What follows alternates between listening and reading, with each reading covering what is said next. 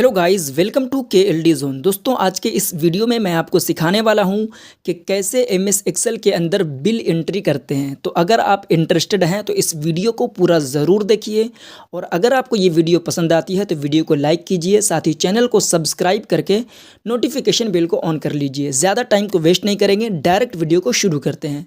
तो दोस्तों, जैसा कि आप देख सकते हैं कि मैं आ गया हूं MS एक्सेल के अंदर, और यहाँ पर मैंने ऑलरेडी पहले से एक फॉर्मेट तैयार करके रखा हुआ है, और इसी फॉर्मेट की मदद से मैं आपको MS एक्सेल के अंदर बिल एंट्री करना सिखाऊंगा। देखिए दोस्तों, MS एक्सेल के अंदर किसी भी प्रकार का काम करने के लिए एक फॉर्मेट बहुत ज़्यादा मायने रखता है, क्योंकि एक फॉर्मेट की मदद से हमारा काम बहुत ही आसान हो जाता है। अगर आपके पास एक सही प्रकार का फॉर्मेट है तो आप अपने काम को बहुत ही आसानी से कर पाएंगे, क्योंकि उस फॉर्मेट के अंदर सारी चीज़ें ऐड कर दी जाती हैं जिसकी हमें ज़रूरत होती है। जैसे आप देखिएगा इस फॉर्मेट के अंदर, तो ये फॉर्मेट है किसका, तो किसी शॉप का है। उस शॉप का नाम क्या है, तो उस शॉप का नाम लिखा गया है KLD जोन कंप्यूटर हार्डवेयर, यानी कि किसी हार्डवेयर दुकान का ये एक डाटा है।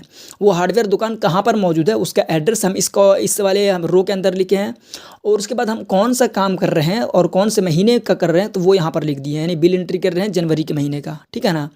और अगर कॉलम की बात करें तो यहाँ पर बिल नंबर का कॉलम दिया गया है, प्रोडक्ट नेम का कॉलम दिया गया है, यानी कि कौन कौन सा प्रोडक्ट कस्टमर ख़रीद रहा है वो हम यहाँ पर लिखेंगे, और उस कस्टमर जो ख़रीद रहा है उसका प्राइस कितना है वो हम इस कॉलम के अंदर लिखेंगे। उसके बाद वो कितना ख़रीद रहा है, यानी कि अगर कोई कीबोर्ड ख़रीदता है 250 रुपये के हिसाब से, तो कितना कीबोर्ड ख़रीद रहा है वो हम यहाँ पर लिखेंगे, ठीक है ना। उसके बाद है अमाउंट का मतलब हो गया कि अगर कोई 5 कीबोर्ड ख़रीदता है 250 रुपये के हिसाब से, तो टोटल उससे हमें कितना पैसा लेना है वो हम यहाँ पर लिखेंगे, ठीक है ना।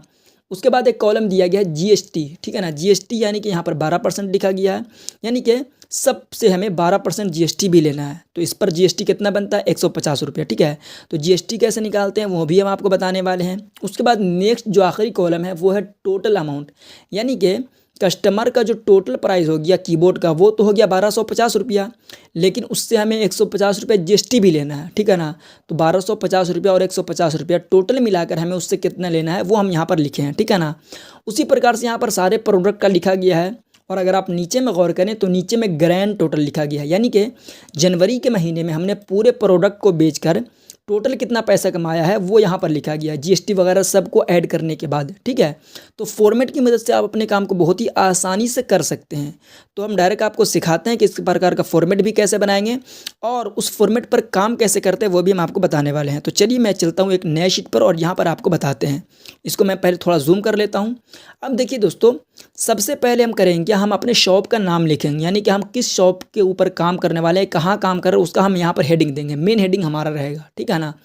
उसके बाद उसका एड्रेस रहेगा इस वाले रो के अंदर, कौन सा काम कर रहे हैं, कौन से महीने क्या कर रहे हैं वो हम यहाँ पर लिख देंगे, ठीक है ना। हमारा मेन काम जो स्टार्ट होता है कॉलम का वो यहाँ से स्टार्ट होता है, यानी कि चौथे रो से। तो हम यहाँ पर सबसे पहले अपना कॉलम बना लेते हैं। सबसे पहला कॉलम जो रहेगा वो हमारा बिल नंबर का रहेगा, उसके बाद रहेगा प्रोडक्ट का, ठीक है ना। हम यहाँ से प्रोडक्ट लिख लेते हैं।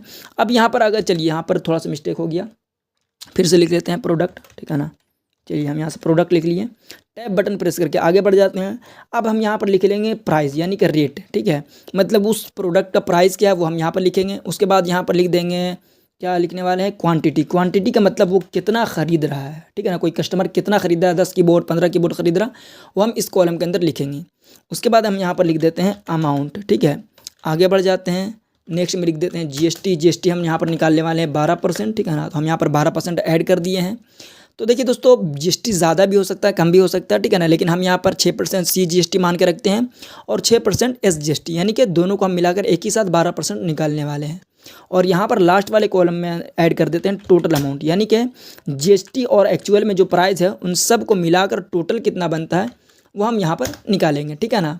और अगर ये देखिएगा, अगर इस कॉलम को अगर देखिएगा तो ये कॉलम क्या कहते हैं, इस सेल से बाहर जा रहा है। तो हम करेंगे क्या, यहाँ पर आएंगे, यानी G और H के बीच में आएंगे अपने पॉइंटर को लेकर माउस को, और यहाँ पर जाकर डबल क्लिक कर देंगे तो ये ऑटोमेटिक एडजस्ट हो जाएगा, ठीक है। अब हम ऊपर की तरफ चलते हैं। यहाँ पर हम इस प्रकार से पूरे रो को सिलेक्ट कर लेंगे। यहाँ पर एक ऑप्शन दिया गया है मर्ज एंड सेंटर, इस पर क्लिक करेंगे, ये सब मर्ज होकर एक सेल बन जाएगा, ठीक है। अब यहाँ पर हम अपने शॉप का नाम लिखेंगे, यानी कि हमारा जो मेन हेडिंग होगा वो हम यहाँ पर लिख देते हैं। जैसे हम यहाँ पर लिख देते हैं एग्जाम्पल के लिए KLD जोन कंप्यूटर हार्डवेयर, ठीक है ना। देखिए ये जो हम बना रहे हैं ये आपको सिर्फ समझाने के लिए बना रहे हैं, ठीक है ना। यहाँ पर आप अपने शॉप का नाम लिख लीजिएगा। इसको थोड़ा सा फॉर्मेट कर देते हैं अच्छा करने के लिए, और उसके बाद इसको थोड़ा सा कलर वगैरह भी दे देते हैं, ठीक है, इसको बोल्ड कर देते हैं। उसके बाद ये नेक्स्ट हम रो को सिलेक्ट करेंगे इस प्रकार से, और इसको भी मर्ज एंड सेंटर पर क्लिक करके इसको मर्ज कर देंगे, और यहाँ पर हम लिख देंगे एड्रेस, ठीक है ना। तो हम यहाँ पर लिख लेते हैं मेन रोड औरंगाबाद, ठीक है ना। उसके बाद यहाँ पर कर देते हैं बिहार, चलिए 824124, ठीक है। इस प्रकार से हम यहाँ पर इसको एड्रेस भी लिख दिए, इसको भी थोड़ा सा बोल्ड कर देते हैं, ठीक है। उसके बाद हम इस वाले रो को सिलेक्ट करेंगे इस प्रकार से। उसके बाद मर्ज एंड सेंटर पर क्लिक करेंगे। कौन सा काम कर रहे हैं, तो हम कर रहे हैं बिल एंट्री का, ठीक है ना। हम बिल एंट्री कर रहे हैं, कौन से महीने का कर रहे हैं वो भी हम यहीं पर लिख देते हैं, हम कर रहे हैं जनवरी महीने का, ठीक है। चलिए उसके बाद हम इस वाले रो को सिलेक्ट करेंगे और इसको बोल्ड कर देंगे, और अगर कोई कलर वगैरह फिल करना है, जैसे हम इसके कलर को रेड कर देते हैं, और इस सेल के अंदर कोई कलर करना है तो हम यहाँ से सिलेक्ट कर लेते हैं, ठीक है ना। इतना काम हमारा हो गया। अब हम करेंगे क्या, इस प्रकार से सिलेक्ट करेंगे, जहाँ तक हमें मैंने बिल एंट्री करना है इस प्रकार से सिलेक्ट कर लेंगे, और उसके बाद यहाँ पर जाएंगे, यहाँ पर बॉर्डर का ऑप्शन दिया गया, हम इस पर क्लिक करेंगे और यहाँ से ऑल बॉर्डर को सिलेक्ट कर लेंगे, ठीक है ना। इतना करने के बाद हम इस प्रकार से यानी कि कॉलम सिलेक्ट करेंगे। कॉलम को सिलेक्ट करने के बाद यहाँ पर एक ऑप्शन दिया गया है सेंटर का, इस पर क्लिक कर देंगे तो होगा ये, इसके अंदर जो भी लिखाएगा वो सेल के बीच में लिखाएगा। अब बात आती है कि ऊपर क्यों नहीं सिलेक्ट किए, ऊपर वाले में हमने मर्ज एंड सेंटर किया है, यानी कि ऊपर वाले के अंदर जो भी लिखाएगा ये ऑलरेडी पहले से सेंटर इसके अंदर यानी कि बीच से ही लिखाएगा, ठीक है ना।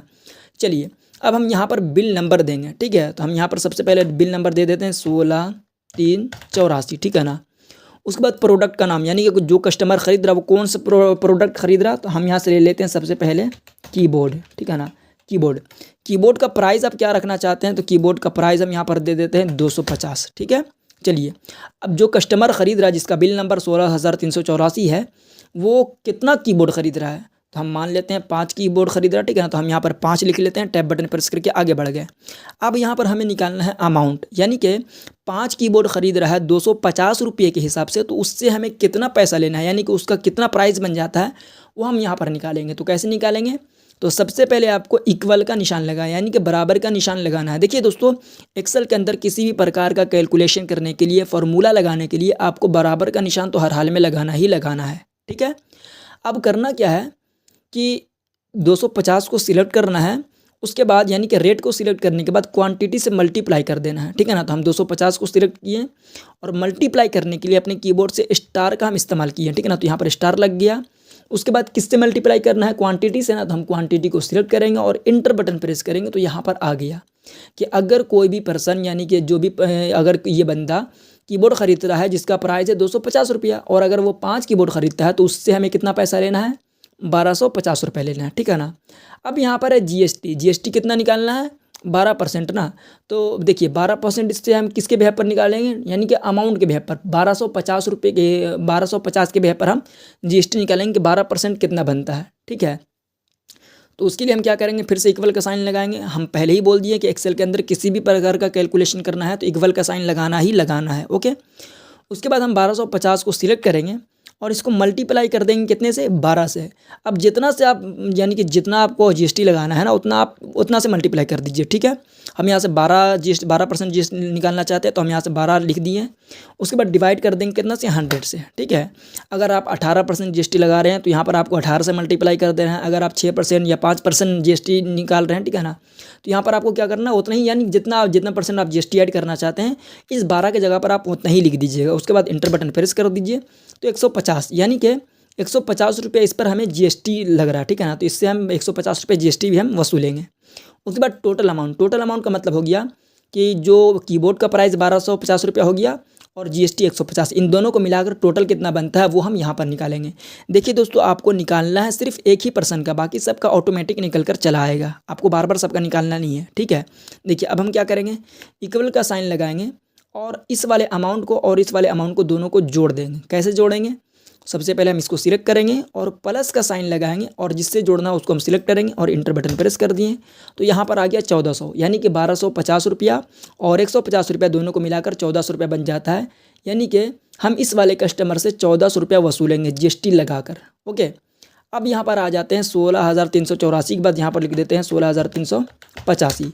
अगर आपको सबका इसी प्रकार से निकालना है तो इन दोनों को सिलेक्ट कीजिए। उसके बाद नीचे में अपने माउस को पॉइंटर को लेकर आइए इस वाले कॉर्नर में और इस प्रकार से ड्रैग कर दीजिए जहाँ तक आपको निकालना है। सबका एक के बाद सीरीज वाइज नंबर आ जाएगा, ठीक है ना। नेक्स्ट जो कस्टमर है वो कौन सा प्रोडक्ट खरीद रहा है वो हम यहाँ पर लिख देते हैं। नेक्स्ट प्रोडक्ट जो है वो है माउस, ठीक है। माउस का प्राइस क्या है, तो माउस का प्राइस हम यहाँ पर लिख देते हैं 300। टैब बटन प्रेस करके हम आगे बढ़ जाते हैं। माउस कितने क्वांटिटी में ख़रीद रहा है, चलिए हम मान लेते हैं 8 माउस ख़रीदा है, ठीक है ना। हम यहाँ पर आगे बढ़ जाते हैं। अब यहाँ पर बात आती है कि इसका अमाउंट कितना बनता है। देखिए दोस्तों, अब आपको बार बार सबका निकालना नहीं है, ठीक है ना। अब आपको करना क्या है, देखिए आप इन तीनों को सिलेक्ट कर लीजिए इस प्रकार से, एक ही बार में आप तीनों को सिलेक्ट कर सकते हैं। उसके बाद अपने माउस के पॉइंटर को इसके कॉर्नर में लाइए। देखिए जब ये ब्लैक कलर का प्लस बन जाएगा तब, ठीक है ना। अभी ये वाइट कलर का है, जब यहाँ पर जाते हैं तो ये ब्लैक कलर का बन जा रहा है। अब आपको करना क्या है, इस प्रकार से आप ड्रैग कर दीजिएगा तो ये सबका निकल कर आ जाएगा। अभी यहाँ पर सिर्फ 2 का ही आया, क्यों, क्योंकि अभी हम 2 ही % का निकाले हैं ना, इस प्रकार, इसलिए यहाँ पर सिर्फ 2 का आया है।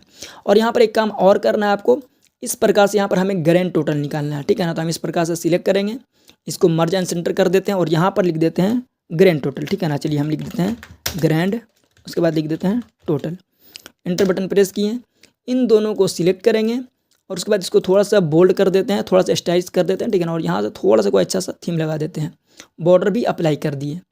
अब यहाँ पर हमें क्या करना है, इस वाले सेल के अंदर इन सब को जोड़कर यहाँ पर हमें टोटल अमाउंट निकालना है। तो इसके लिए क्या करेंगे, आपको एक फॉर्मूला अप्लाई करना है, इक्वल टू लगाना है, उसके बाद सम करना है, ठीक है ना।